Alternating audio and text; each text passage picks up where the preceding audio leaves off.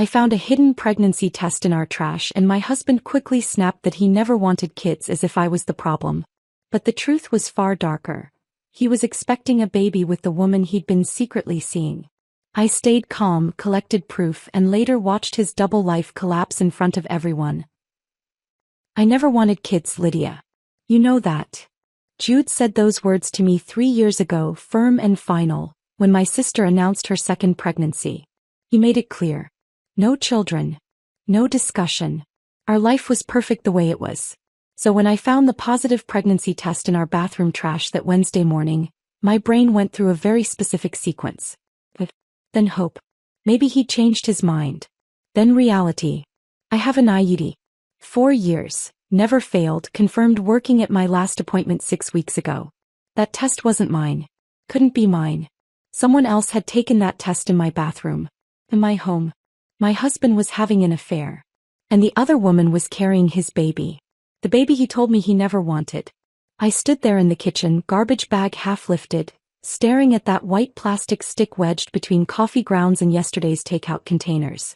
2 pink lines. Unmistakable. Undeniable. My hands started shaking. I heard footsteps from the bedroom. Jude was awake. I tied the bag quickly, carried it to the hallway trash chute like I did every Wednesday morning and dropped it down. 4 floors to the basement. Gone. But the image was burned into my mind. When I walked back into the apartment, Jude was in the kitchen pouring coffee. He didn't look up from his phone. "Morning," he said, voice flat. "Morning," I replied. My voice sounded normal. Steady. Like I hadn't just discovered that my entire marriage was a performance. He scrolled through emails while I pulled bread from the cabinet and put it in the toaster. He asked if I'd remembered to pay the electric bill. I said yes. He mentioned he'd be late tonight. Inventory at the bookstore. I nodded. Buttered toast neither of us would eat. He kissed my cheek on his way out. Quick, automatic. Already thinking about his day. The door closed behind him and I stood alone in the silence of our loft apartment. I'm Lydia Brennan. 34 years old. Senior financial analyst at a boutique investment firm in downtown Portland. I've built my career on finding patterns in data, spotting discrepancies others miss, turning chaos into something organized and clear. I'm good at my job because I notice details. Because I ask questions when numbers don't add up. And this didn't add up. We'd been married 7 years. Lived in this converted loft in the Pearl District for 5.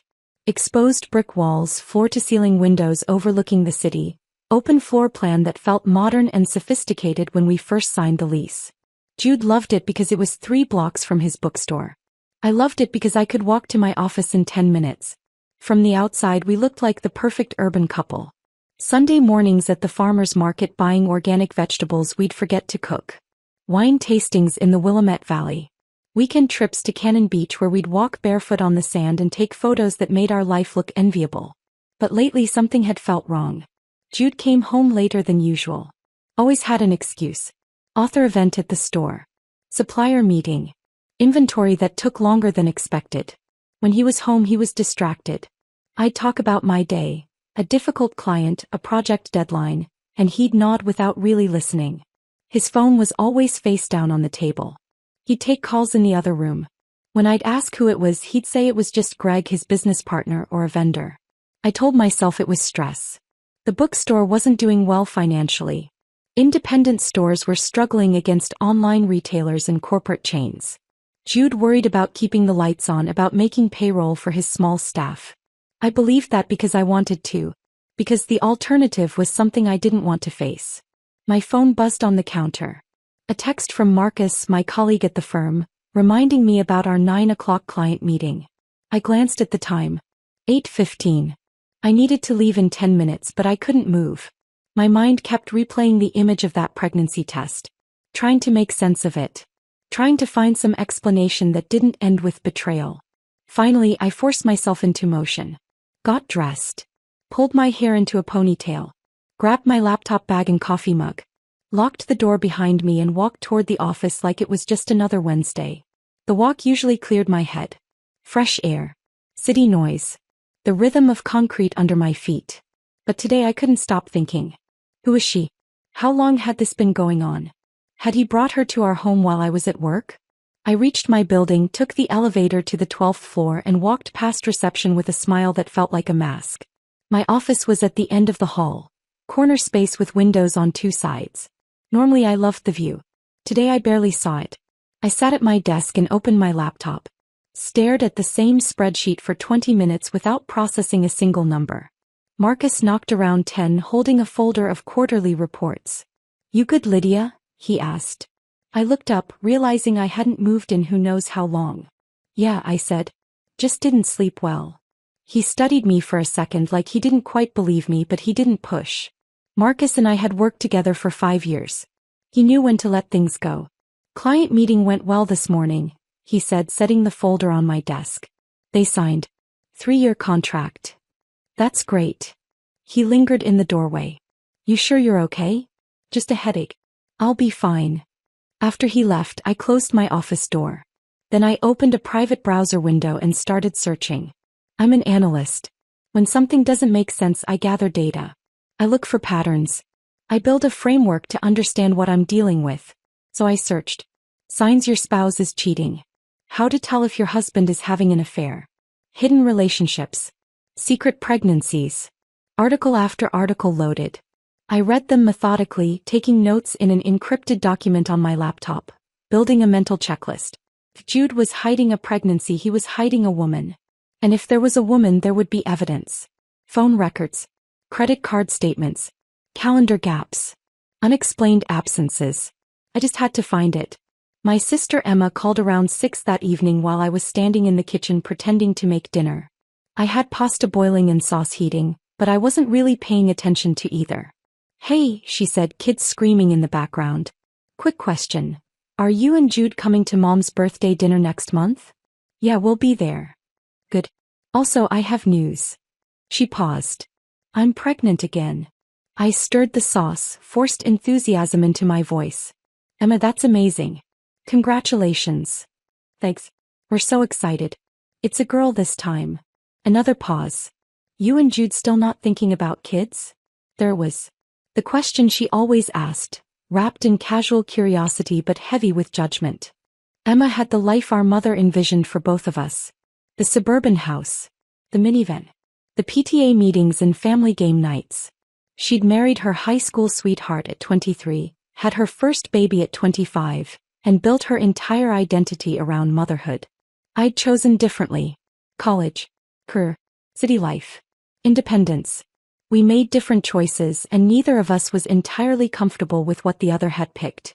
"We're happy as we are," I said, the answer I always gave. "I just think you'd be such a good mom, Lydia. And you're not getting any younger."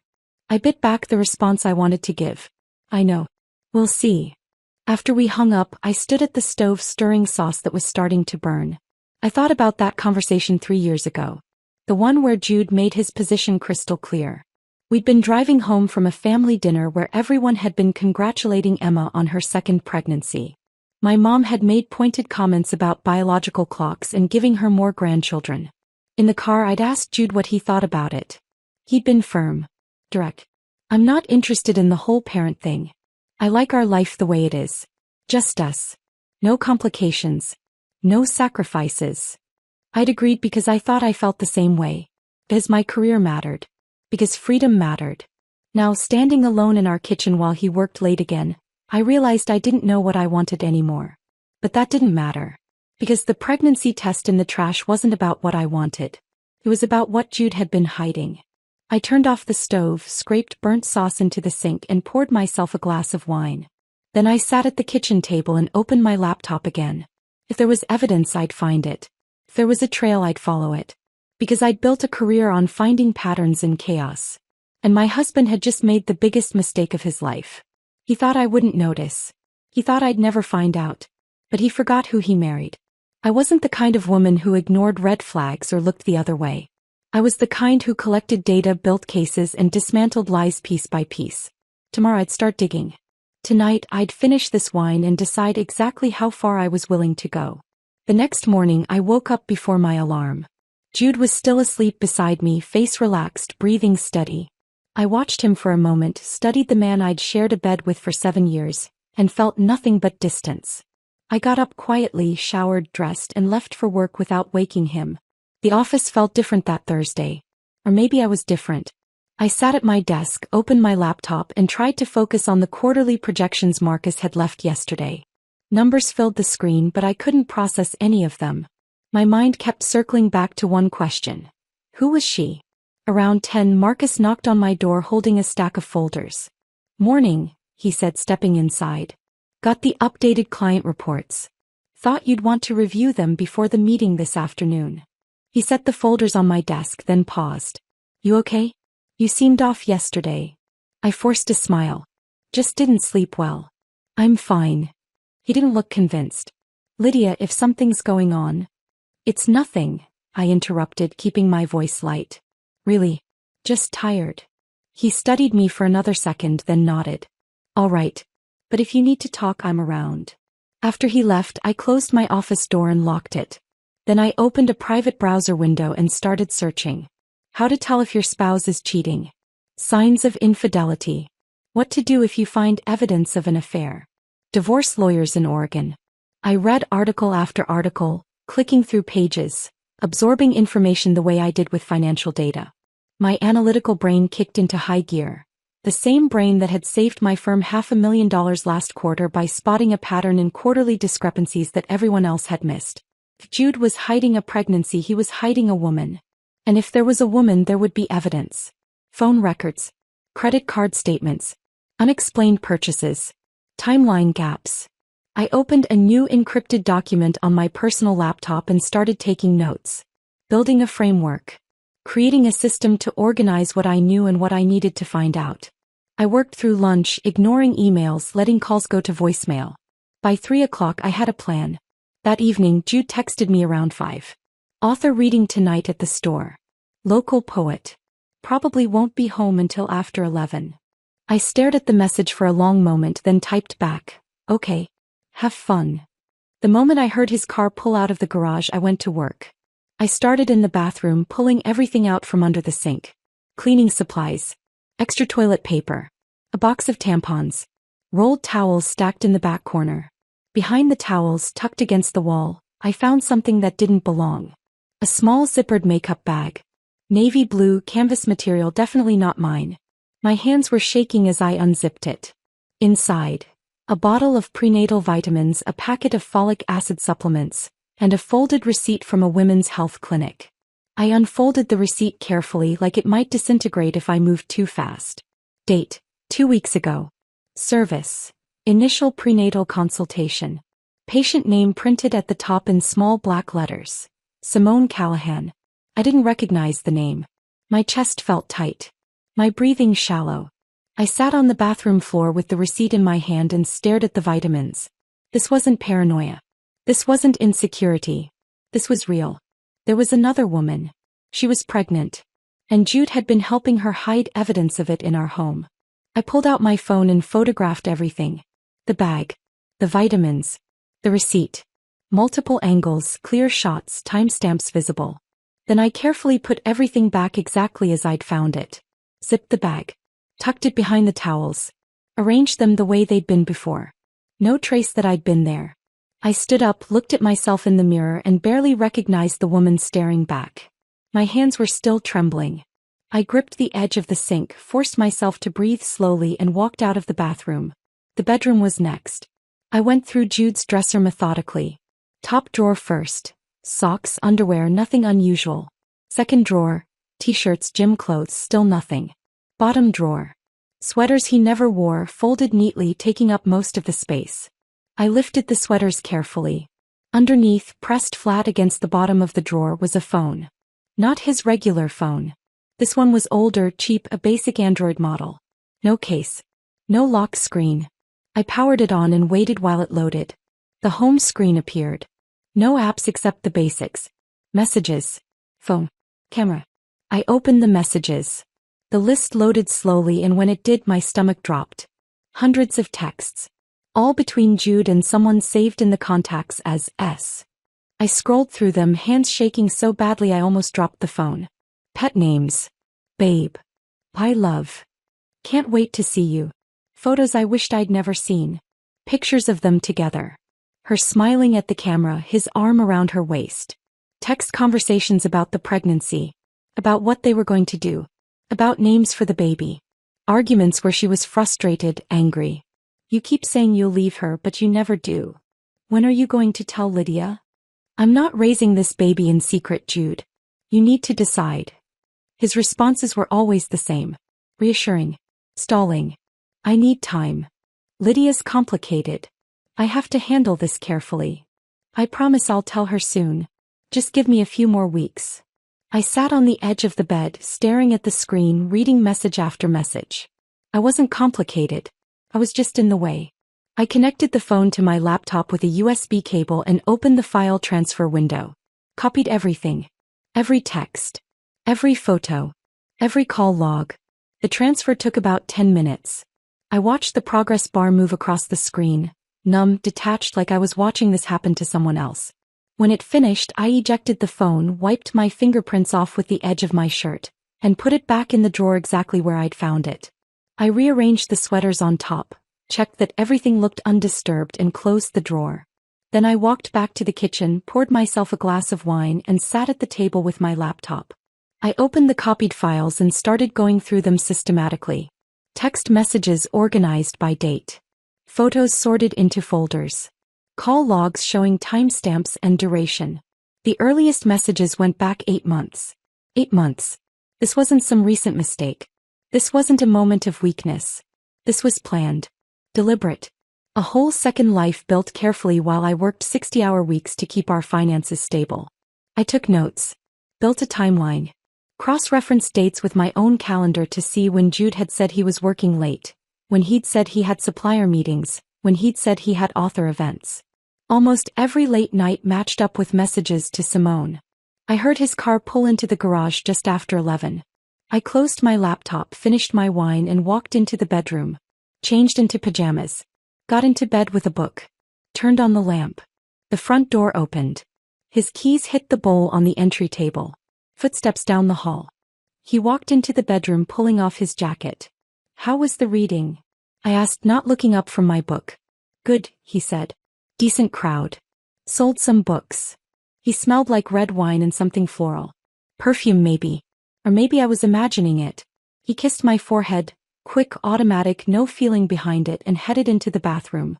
I listened to the water run in the shower and thought about all the lies he'd told. All the times he'd come home late smelling like wine, blaming it on store events. All the times he'd said he loved me while texting another woman on a hidden phone. All the times he'd told me he didn't want kids while planning a family with someone else. I should have felt devastated. Heartbroken. Destroyed. But I didn't. I felt cold. Focused. Clear. Because I knew something he didn't know I knew. And that gave me power. He came out of the shower, climbed into bed beside me, and within minutes his breathing had evened out into sleep. I lay there in the dark, staring at the ceiling, and started planning my next move. Tomorrow I'd find a lawyer. Tomorrow I'd start building a case. Tonight I'd let him sleep peacefully, thinking he'd gotten away with it. Thinking I'd never find out. Thinking I was too trusting, too busy, too naive to notice. That was his mistake. I didn't go to work the next morning. I called Marcus at 7:30, voice carefully flat, and told him I had a migraine. Needed to take a sick day. He said to feel better, no questions asked. The moment I hung up, I was already getting dressed. I couldn't sit through client meetings and budget reviews when my entire life was falling apart. I needed answers. I needed a plan. And I needed someone who knew how to handle situations like this professionally. By 8:30, I was sitting in my car outside a downtown law office, staring at the glass door with Rebecca Walsh, family law attorney, etched into it. I'd found her name last night during my research. Every article about high-profile Oregon divorces mentioned her. Described her as sharp, ruthless, thorough. Exactly what I needed. I walked inside. The office was all glass and steel, minimalist furniture that probably cost more than my car. Modern art on the walls. Everything about it said expensive and efficient. The receptionist looked up. Do you have an appointment? No, I said. But I need to speak with Rebecca Walsh. It's urgent. She hesitated, then picked up the phone. Spoke quietly for a moment. Hung up. She can give you 15 minutes. Please have a seat. I sat on a leather couch that was almost too firm to be comfortable and waited. 10 minutes later, a woman appeared in the hallway. Early 50s, gray hair cut into a sharp bob, wearing a tailored black suit. Her eyes were the kind that didn't miss anything. "Mrs. Brennan," she said. "I'm Rebecca Walsh. Come with me." Her office was just as minimalist as the lobby. Large desk. 2 chairs.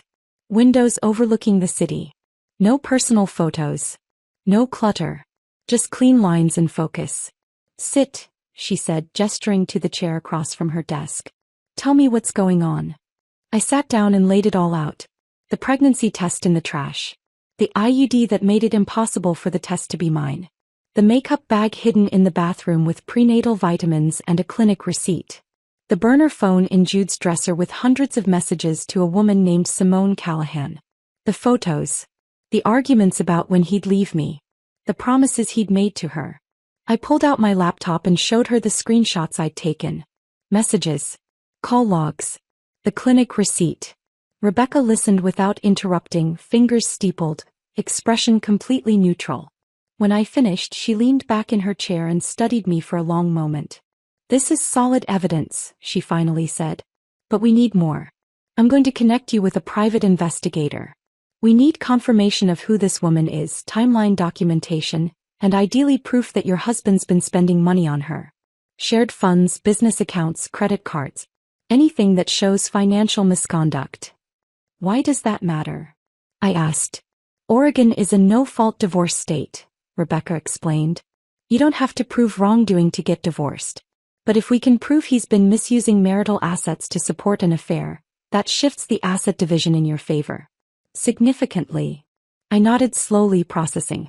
"One more thing," she added, her voice firm. "Don't confront him yet. The moment he knows you know, he'll start covering his tracks. Deleting messages. Hiding money. Coaching this woman on what to say. You need to let him think everything's normal while we build the case." I felt something twist in my chest. How am I supposed to do that? Go home and smile at him? Sleep next to him? Rebecca's expression didn't change. "You do what you have to do. Because if you want to come out of this with what you deserve, you need to be smarter than your anger." He was right. I hated that she was right, but she was. I left her office 20 minutes later with a retainer agreement signed and a plan in motion. My next stop was the bank. I walked into the branch near my office, asked to speak with someone about opening a new account, and was led to a desk in the back. The banker was young, professional, efficient. I told her I wanted an individual account. No joint access. Just my name. She set it up within 15 minutes. As soon as I left the bank, I logged into my firm's payroll system and changed my direct deposit information. Starting next pay period, my salary would go into the new account. Not the joint one Jude and I had shared for 7 years. Then I transferred a chunk of my recent bonus. Not all of it, that would be too obvious, but enough to feel like I had a safety net. If this marriage was ending, I wasn't leaving empty-handed. That afternoon, I met Rebecca's investigator at a coffee shop 2 blocks from my office. His name was Owen Marks. Former detective, she'd said. Early 60s, Rebecca had mentioned, but he looked older. Gray hair, weathered face, the kind of guy who'd seen everything and wasn't impressed by much. He didn't look like what I expected. No trench coat. No fedora. Just jeans, a plain jacket, and a worn notebook. We sat at a corner table away from other customers. "Rebecca filled me in on the basics," Owen said, pulling out a pen. "But I need details. Your husband's schedule. His habits. Where he goes when he says he's working late. Any patterns you've noticed." I walked him through everything. Jude's routine. The bookstore hours. The late nights he blamed on author events and inventory. The texts I'd found where he and Simone talked about meeting up. Owen took notes, asked clarifying questions, didn't react to anything I said. "I'll need about a week," he finally said. "Maybe 2. I'll follow him, document his movements, see where he goes and who he meets. If there's a second location, apartment, house, whatever, I'll find it." I handed him a flash drive. "Everything's on here. The messages I copied from the burner phone. The clinic receipt. His work schedule." Owen tucked it into his jacket pocket. "Good. I'll be in touch." He stood up, shook my hand, and walked out without another word. I sat there for a few more minutes, staring at my untouched coffee, trying to process what I'd just set in motion. I was hiring someone to follow my husband, documenting his affair, building a case for divorce. This was really happening. I drove home in a daze, parked in the garage and walked into the apartment. Jude wasn't home yet. Still at the bookstore. I changed into comfortable clothes, pulled ingredients out of the fridge and started making dinner. Pasta. Garlic bread. The kind of meal I'd made 100 times before. By the time Jude walked through the door at 6:30, I had everything plated and waiting on the table. "Hey," he said, dropping his keys in the bowl by the door. "This smells great." "Thought I'd make something nice," I said, forcing a smile. "How was your day?" He launched into a story about a difficult customer who'd argued with him over a return policy. I nodded in the right places, asked follow-up questions, laughed when he made a joke. We ate dinner like a normal couple. Talked about his plans to expand the bookstore, maybe add a small coffee bar in the back corner to bring in more foot traffic. I asked questions, pretended to care, played the role of supportive wife. But the whole time all I could think about was Simone. Who was she? How had they met? How long had this been going on? Was she pretty? Younger than me? Did she know he was married or had he lied to her too? After dinner we watched television on the couch. Some crime procedural Jude liked. I sat next to him, close enough that our shoulders touched and felt nothing but distance. He fell asleep halfway through the episode, head tilted back against the cushions. I watched him for a moment. Studied his face. The man I'd married 7 years ago. The man I'd built a life with. And felt absolutely nothing. Later that night, lying in bed beside him in the dark, I stared at the ceiling and listened to him breathe. Steady. Unbothered. Peaceful. He wasn't losing sleep over this. Wasn't wrestling with guilt or fear or doubt. He thought he'd gotten away with it. Thought I'd never find out. Thought I was too trusting, too busy, too naive to notice. That was his first mistake. And I was going to make sure he paid for it. 5 days passed in a strange kind of limbo. I went to work. Smiled at colleagues. Sat through meetings. Came home and made dinner. Pretended everything was normal while waiting for Owen to call. Jude didn't notice anything different. Why would he? I'd been playing this role perfectly. On Tuesday afternoon my phone finally buzzed with a text from Owen. "I've got something. Same place, 1 hour." I left work early, told Marcus I had a dentist appointment, and drove to the coffee shop where we'd met before. Owen was already there, sitting at the same corner table with a manila folder in front of him. I sat down across from him, heart pounding. He didn't waste time on pleasantries. Just slid the folder across the table. "Open it," he said. Inside were photos. Dozens of them. Time-stamped, dated, organized chronologically. Jude walking up to a small apartment building in northwest Portland. Keys in hand. Not knocking. Not waiting. Just unlocking the door like he lived there. Another photo. Jude leaving the same building 2 hours later, carrying takeout bags, smiling in a way I hadn't seen in years. More photos from different days. Same building. Same routine. Always during my work hours. "I followed him 3 times over the past week," Owen said, voice flat and professional. "Always the same pattern. Arrives between 1 and 2 in the afternoon. Stays 2 to 3 hours. Leaves looking relaxed." I stared at the photos, unable to speak. Owen continued. "The apartment's rented under her name. Simone Callahan. 29 years old. Works as a yoga instructor at a studio about 6 blocks from your husband's bookstore. 29. 8 years younger than me. But here's where it gets interesting," Owen said, pulling out another set of documents. "The rent payments aren't coming from her account. They're coming from your husband's business account. $1,800 a month. Been going on for 6 months. 6 months. The words hit me harder than I expected. This wasn't some recent mistake. Some moment of weakness. This was established. Planned. A whole second life carefully built while I worked 60-hour weeks to keep our finances stable." Owen spread more documents across the table. Bank statements. Credit card receipts. Purchase orders. "He's been paying for more than just rent," Owen said. "Clinic visits. Maternity clothes. Furniture deliveries." He pointed to one receipt. A crib. Delivered to the apartment 3 weeks ago.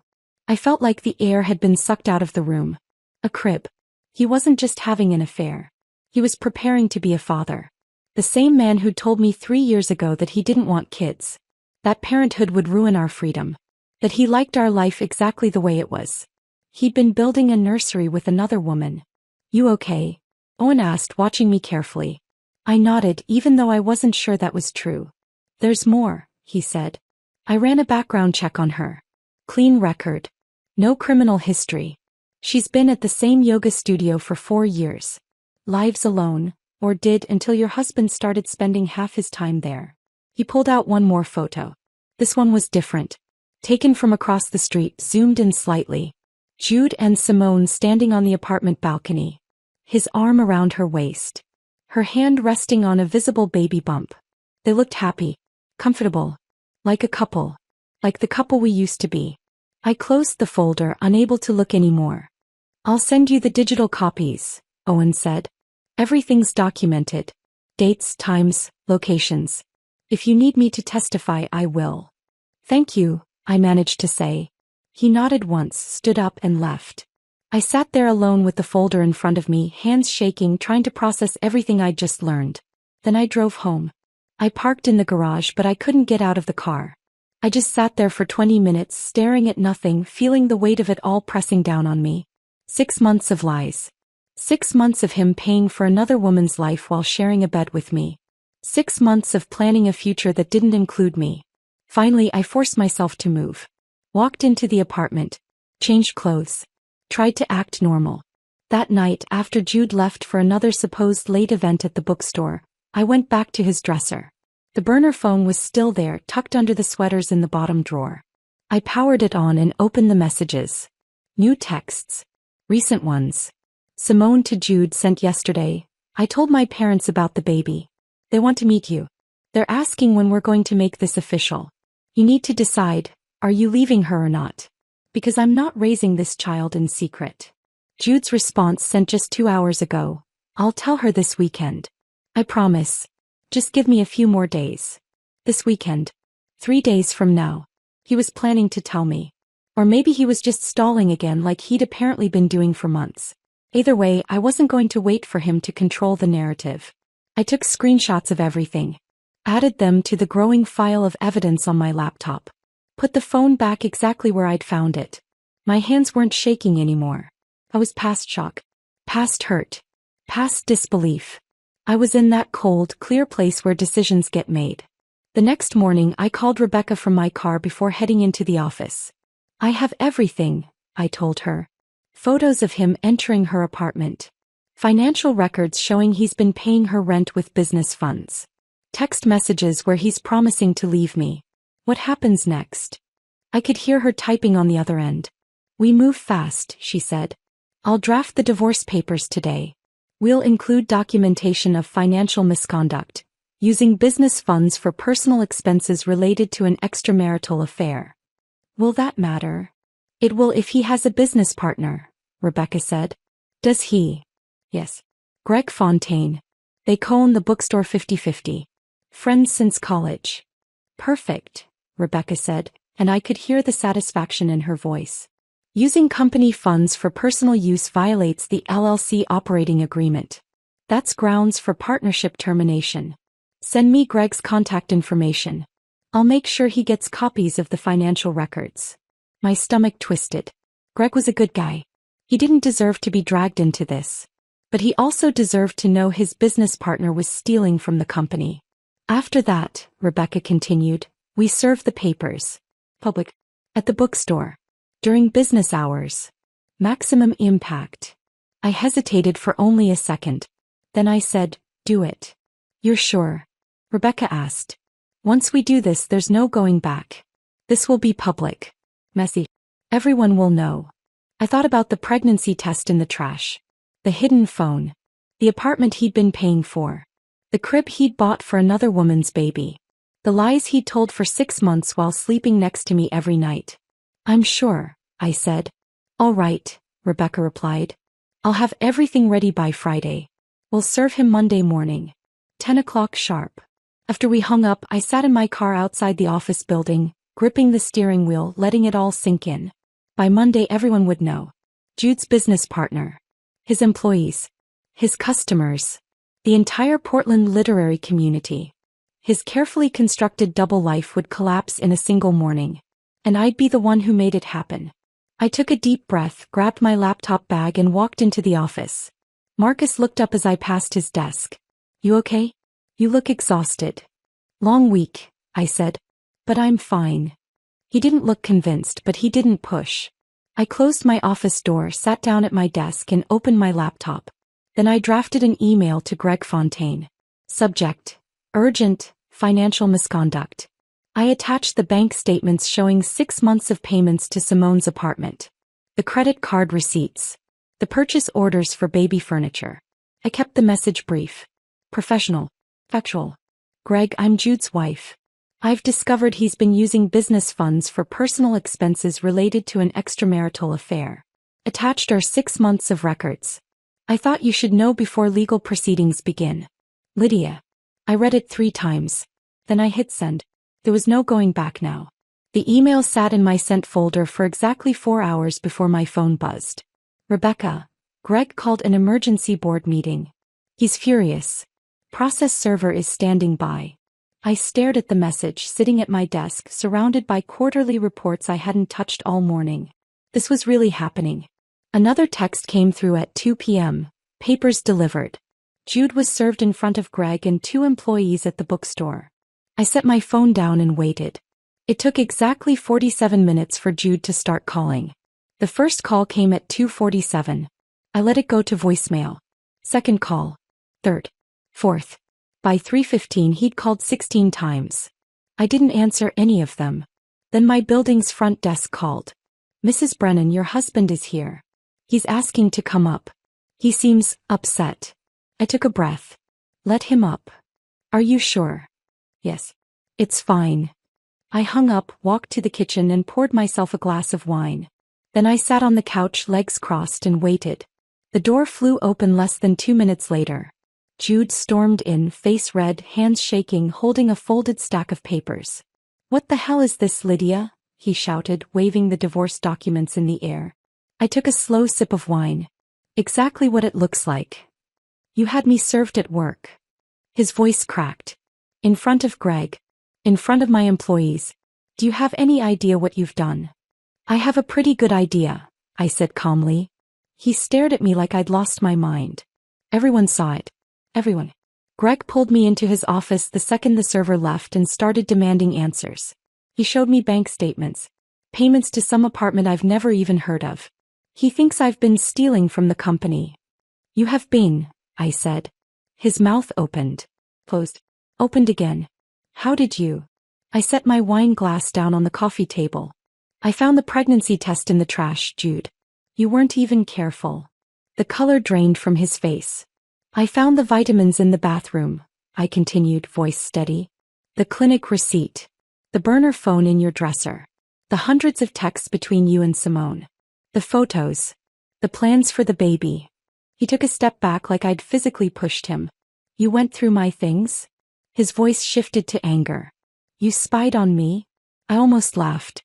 "You had a second phone hidden in our bedroom. You've been paying for another woman's apartment with business funds.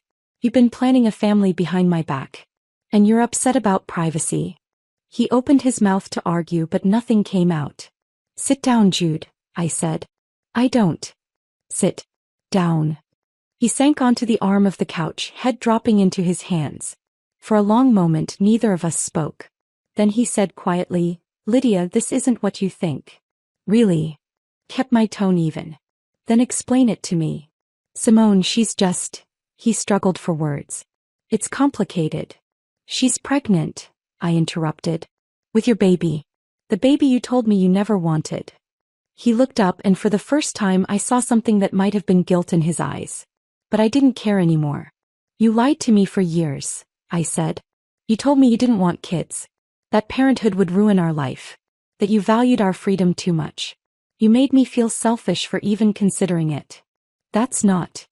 And the whole time," I continued, voice rising slightly, "you were planning a family with someone else. Building a nursery. Buying cribs. Promising her you'd leave me." He shook his head. "It wasn't planned. It just happened. I didn't mean for..." "Nothing just happens, Jude. My voice was sharp now. You made choices. You rented her an apartment. You paid for her clinic visits. You bought baby furniture. You promised her a future. Those were all choices. He stood up, tried to move closer.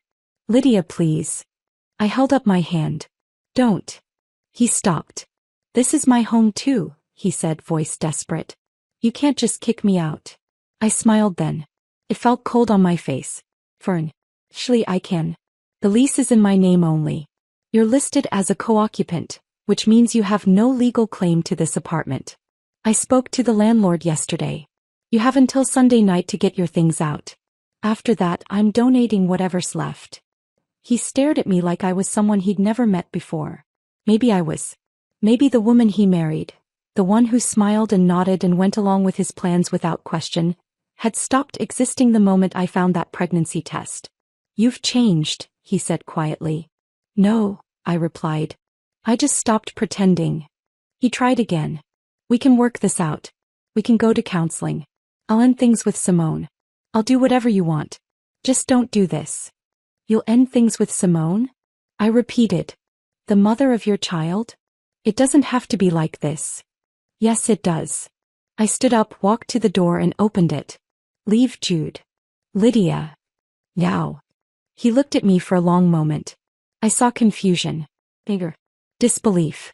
And underneath it all, something that looked like loss. Then he walked past me out into the hallway. I closed the door behind him, turned the deadbolt and leaned against it. For a few seconds I just stood there listening to my own breathing. Then I walked back to the couch, picked up my wine glass and finished it in one long swallow. My phone buzzed. Rebecca, how'd it go? I typed back. He's gone. Good. Don't let him back in. Don't engage. Let the lawyers handle everything from here. I sent back a thumbs up emoji and set my phone on the table. The apartment was silent. No television. No footsteps. No sound of Jude moving around in the other room. Just quiet. I walked to the window and looked out over the city. The sun was starting to set, casting everything in orange and pink light. Somewhere out there Jude was probably calling Simone. Telling her what happened. Maybe blaming me. Maybe blaming himself. I didn't care which.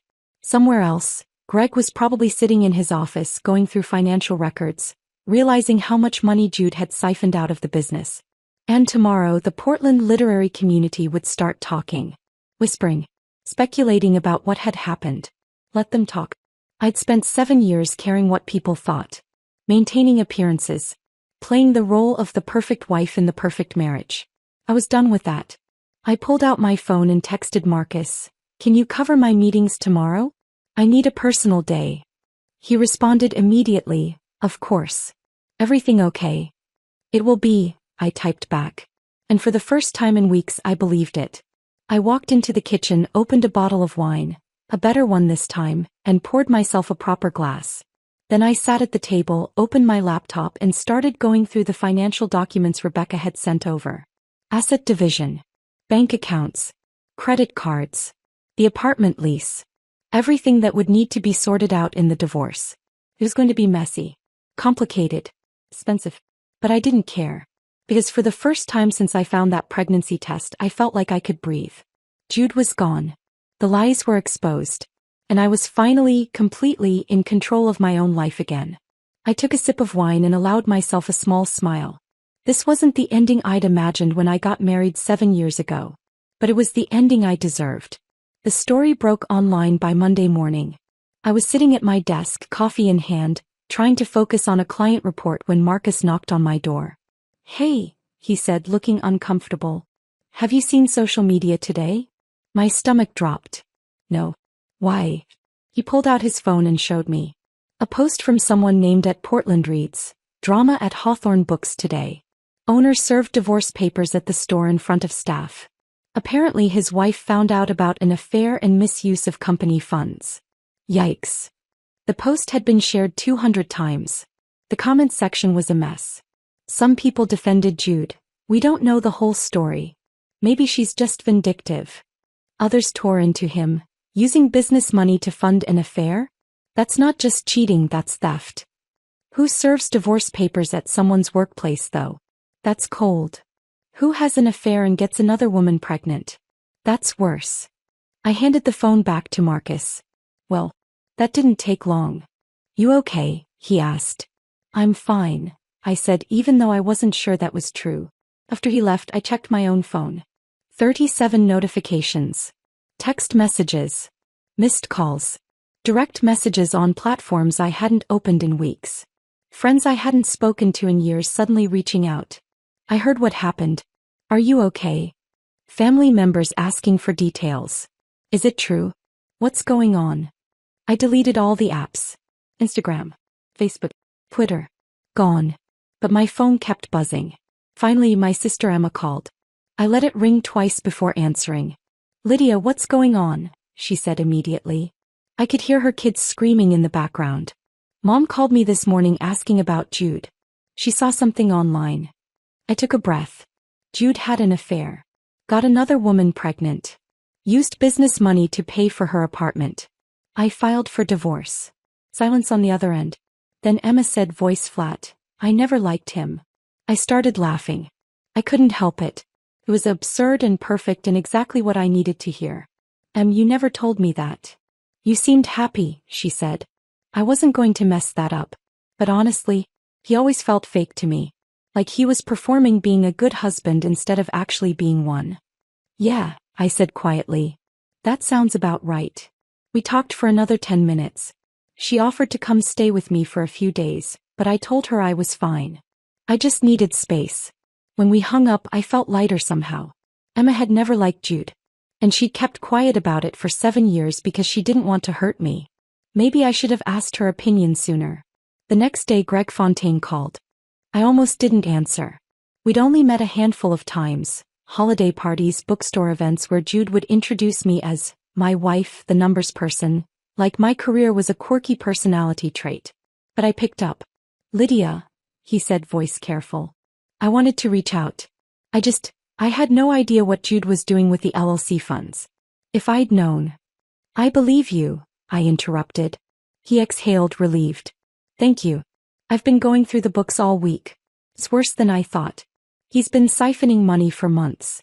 Small amounts at first, then bigger ones. I don't even know how I missed it. He was careful, I said. Still. Greg paused. We're terminating his partnership. The operating agreement has an ethics clause that covers financial misconduct. He'll get a small buyout. Legally we have to, but he's done. I can't have someone I don't trust running half the business. I understand. For what it's worth, Greg added quietly, I'm sorry. You deserved better than this. After we hung up, I sat at my desk and stared out the window at the city below. Jude was losing the bookstore. The business he'd built. The identity he'd wrapped himself in. The place where he held court with authors and regulars who treated him like some kind of literary authority. Gone.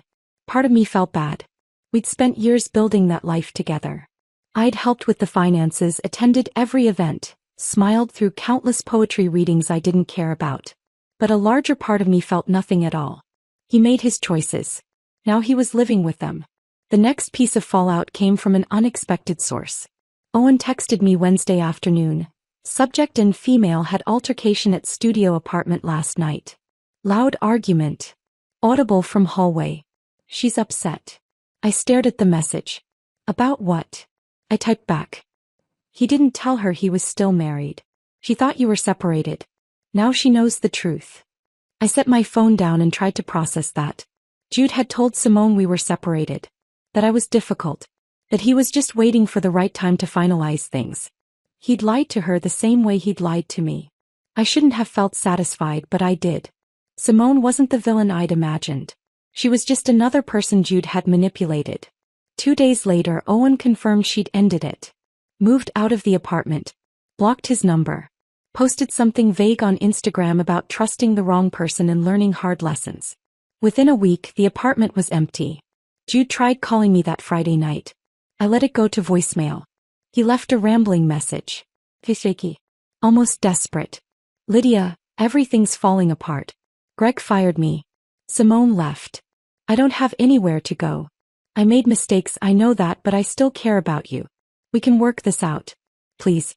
Just call me back. I listened to the first 30 seconds, then deleted it. He didn't care about me. He cared about what I represented. Stability. A safety net. Someone to fall back on when his other options dried up. But I wasn't that person anymore. Rebecca finalized the divorce paperwork faster than I expected. 6 weeks from the day he was served, it was done. Oregon's no-fault divorce laws meant we didn't have to go to court.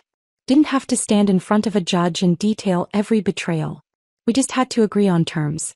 And Jude didn't have much room to negotiate.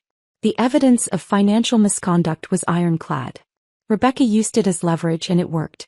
I kept the apartment. My separate accounts. A significant settlement from the bookstore's dissolution. Money Greg agreed to as part of severing Jude's partnership. Jude didn't fight any of it. He couldn't afford a lawyer. Couldn't afford to drag things out. He signed everything Rebecca put in front of him and walked away with almost nothing. Through mutual acquaintances, I heard he'd moved back in with his parents. Beaverton. A suburb 30 minutes outside the city. The place he'd spent his entire adult life trying to escape. Now he was back in his childhood bedroom, unemployed, single, broke. I heard he'd taken a part-time job at a chain bookstore. Stocking shelves. Organizing displays. The kind of corporate environment he used to mock when he ran his own place. The man who'd hosted literary salons and debated the merits of independent publishing was now shelving romance novels and cleaning bathrooms. I didn't feel victorious when I heard that. I just felt tired. And maybe a little bit free. One evening, about 2 months after the divorce was finalized, I was walking home from the office when I passed the building where Jude's bookstore used to be. The windows were papered over. A for-lease sign hung in the door. I stopped and looked at it for a long moment. That store had been part of my life for 7 years. I'd attended every opening event. Every author reading. Every wine and cheese night where Jude held court and I smiled politely in the background. And now it was just an empty space. I waited for the sadness to hit. The nostalgia. The sense of loss. But it didn't come. It just felt neutral. That life was over. And I was okay with that. I kept walking, hands in my pockets, breathing in the cool evening air. Somewhere behind me the past was closing up shop. And ahead of me the future was wide open. I kept walking past the empty bookstore, hands in my pockets, breathing in the cool Portland air. When I got home I stood in the doorway of the apartment and looked around. The space felt different. Not smaller or bigger. Just different. Like it was mine now. Fully mine. The beige walls Jude had insisted on were the first thing to go. I spent an entire Saturday repainting. Soft gray. Clean. Modern. The kind of color I'd always wanted but never pushed for because Jude said beige was timeless. Beige was boring. Gray felt like a fresh start. Next came the furniture. The couch where Jude had sat and lied to my face went to a donation center. The bed we'd shared for 7 years? Gone. Replaced with something new, something that didn't carry the weight of his presence. I turned his corner of the bedroom into a home office. A real one. Desk facing the window with a view of the city. Bookshelves I filled with my own books, not the literary fiction he'd curated to impress guests. Some mornings I'd sit there with coffee and just breathe. No performance. No pretending. No trying to be the version of myself that fit into someone else's life. Just me. Figuring out who I was without him. Emma visited one Saturday afternoon, kids in tow. "Sorry," she said, wrestling her youngest out of his coat. "I know they're a lot. We won't stay long." "Stay as long as you want," I said, and I meant it. Her kids tore through the apartment like tiny tornadoes. Jumping on the couch. Running laps around the kitchen island. Shrieking with laughter. Emma apologized 3 times. I didn't mind. The noise felt good. Alive. Boo. We sat at the kitchen table with coffee while her kids played. "You look better," Emma said, studying my face. Yeah. Look, lighter. Like you're not carrying something heavy anymore." I thought about that. "I guess I'm not." She smiled. "Good. You deserve to be happy, Lydia. You always did." After they left, the apartment was quiet again. But it didn't feel lonely. It felt peaceful. Work became my refuge. I threw myself into projects, stayed late at the office, volunteered for assignments no one else wanted. It was easier than going home to an empty apartment and sitting with my thoughts. Marcus noticed. One evening around 7 he knocked on my office door holding a bag of takeout. "You're going to burn out," he said. "You've been here since 6 this morning." "I'm fine." "You're not fine. You're avoiding going home." He set the bag on my desk. Come on. Take a break. Eat something. I hesitated then nodded. We ate in the break room. Chinese food from the place down the street. Fried rice and spring rolls and too much soy sauce. Marcus told me about his latest disaster on a dating app. A woman who'd lied about her age, her job, and apparently the fact that she was still married. Online dating is a nightmare, he said. I'm starting to think I should just give up and get a cat. I laughed. Actually laughed. It felt good. You ever think about getting back out there? He asked, voice careful. I shrugged. Not yet. Maybe not for a long time. He nodded, didn't push. Well, whenever you're ready. You deserve someone who isn't a complete idiot. It was a small moment. Barely anything. But it mattered. A reminder that not everyone was like Jude. That kindness still existed. That maybe someday I'd be able to trust again. 3 months after the divorce was finalized, I ran into Jude. I was grabbing coffee downtown before a client meeting. Stood in line scrolling through emails on my phone. When I looked up, he was there. 2 people ahead of me. He hadn't seen me yet. I almost left. Walked out before he turned around. But something made me stay. He looked different. Smaller somehow. Shoulders hunched. Wearing a jacket I didn't recognize. Hair longer than he used to keep it. When he turned and spotted me, he froze. Lydia. His voice cracked slightly when he said my name. I nodded. Jude. We stood there for a long, awkward moment. The barista called his name. He grabbed his coffee, hesitated, then walked over to where I was standing. I'm sorry, he said quietly. For everything. I believed he meant it. But it didn't change anything. I know, I said. He looked down at his shoes. Are you okay? I almost laughed at the absurdity of the question. Yeah, I said. Actually, I am.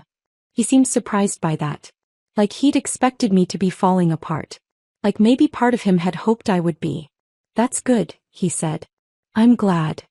Neither of us knew what to say after that. Finally, the barista called my name. I grabbed my coffee, gave Jude a small nod, and walked out. I didn't look back. That night, I thought about the encounter. How strange it was to see him as a stranger. Someone I used to know but didn't anymore. And I realized I didn't feel anything. Not anger. Not sadness. Not even relief. Just nothing. He was part of my past now. And that's where he'd stay. 6 months after the divorce, Marcus invited me to a gallery opening. No pressure, he said. Just art, wine, and pretending we understand what any of it means. I almost said no. I'd been saying no to everything social for months.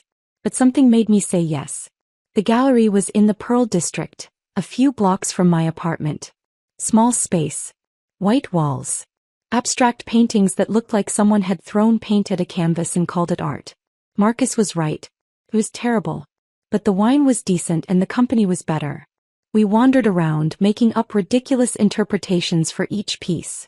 This one, Marcus said, pointing at a canvas covered in red and black splatters, represents the futility of modern existence. I think it represents a toddler with access to finger paints, I said. He laughed. That's probably more accurate. We stayed for 2 hours. Talked about work, about nothing, about everything except the past. Walking home later, I passed the building where Jude's bookstore used to be. The windows were still papered over. The for lease sign still hanging in the door. I stopped and looked at it for a moment. That store had been part of my life for 7 years. Every weekend event. Every poetry reading. Every moment of a life I thought was real. I waited for the sadness to hit. But it didn't. I just felt neutral. That chapter was closed. I kept walking, hands in my pockets, the city lights reflecting off the wet pavement. The air was crisp, clean. The kind of night that felt full of possibility. For the first time in a long time, I felt like myself again. Not Jude's wife. Not the woman he'd betrayed. Just Lydia. And that was enough.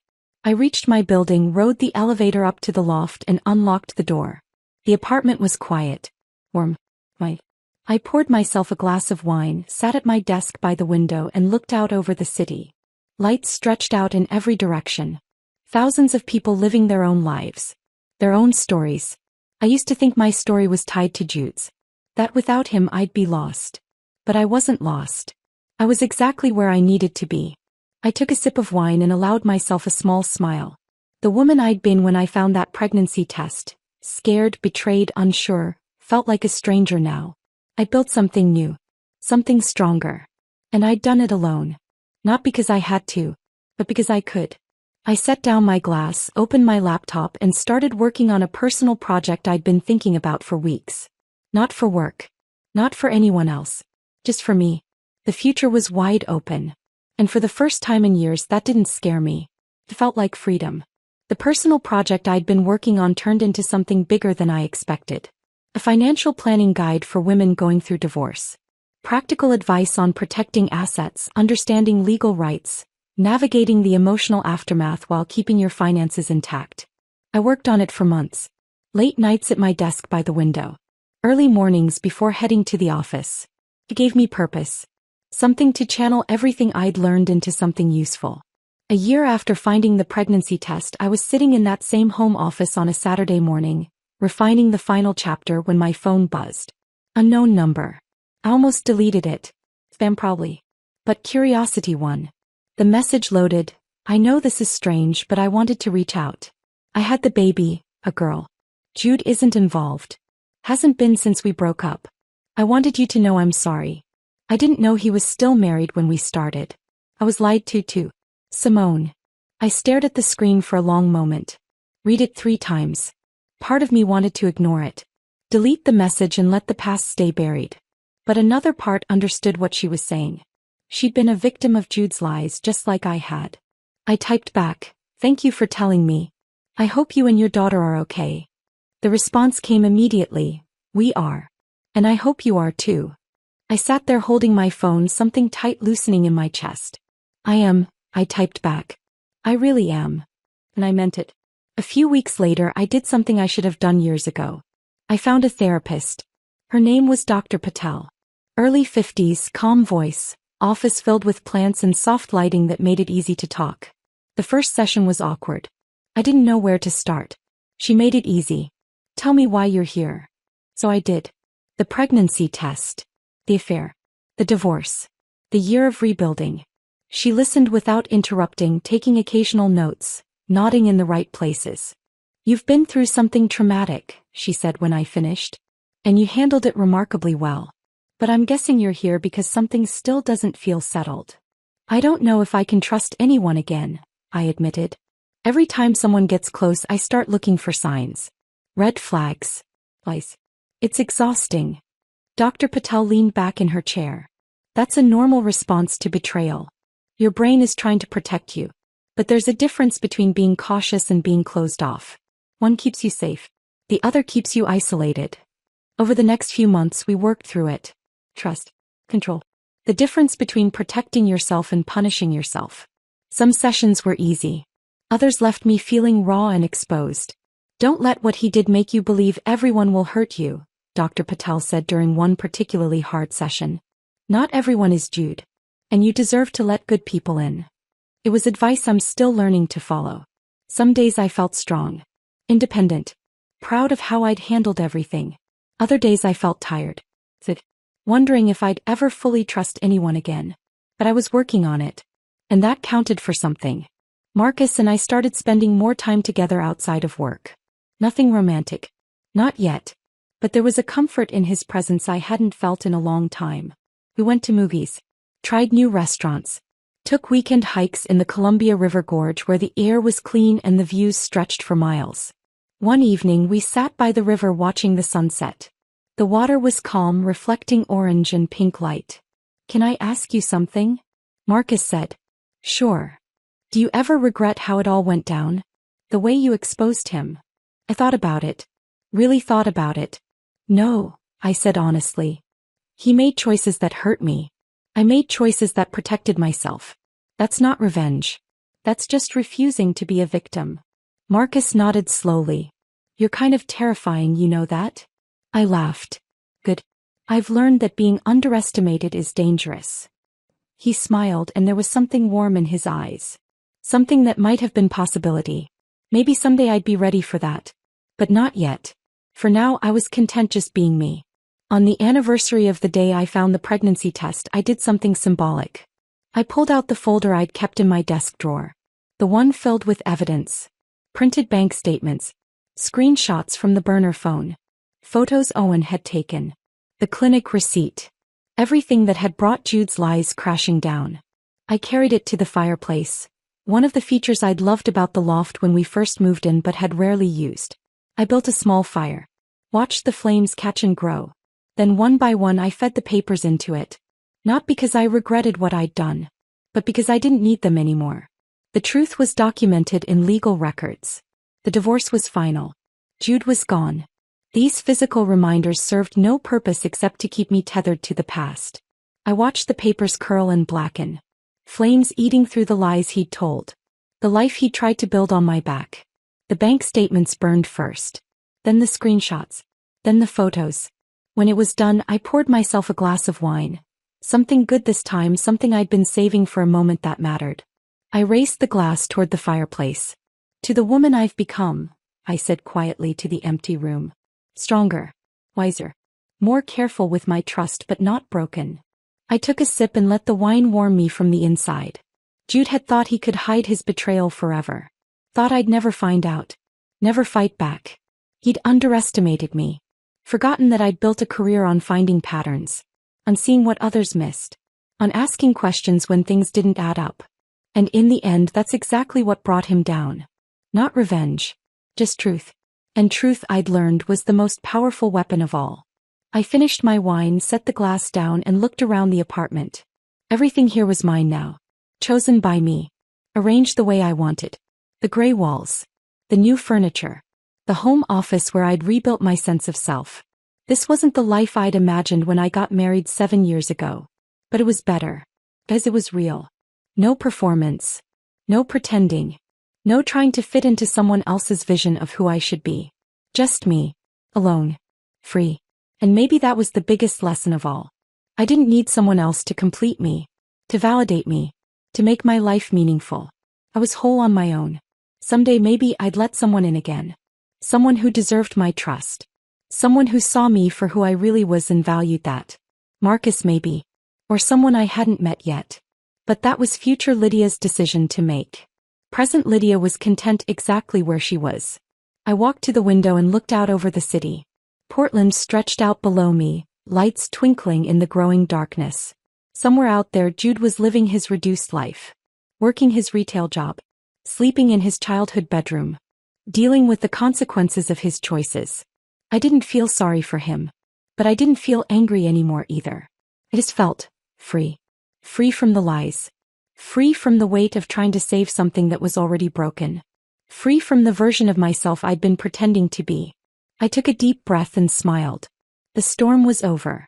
And I'd survived it. Not just survived, thrived. Built something new from the wreckage. Proven to myself that I was stronger than I'd ever known. The quiet after the storm wasn't empty. It was full of possibility.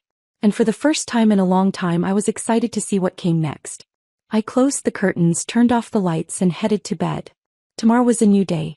And I was ready for it. If this story of strategic justice kept you hooked from start to finish, hit that like button right now.